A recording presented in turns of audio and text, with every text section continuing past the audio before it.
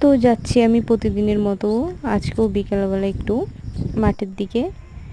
আর দেখো কয়েকদিন গরম করার পর প্রচণ্ড মেঘ করেছে আজকে, হয়তো আর যা হবে না।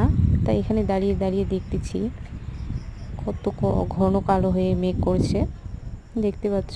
তার সাথে আবার রৌদ্রও দিয়েছে।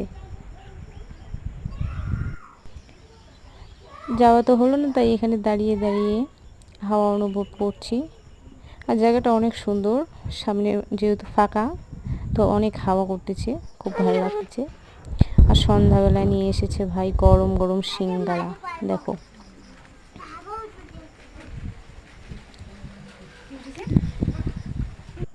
আর সেটাই খাবো এখন, চাটনি দিয়ে খেতে বসে গেছে দিদি আর আমি দুজনে মিলে, দেখতে পাচ্ছ। বসে গেছে এখন খেতে। অনেক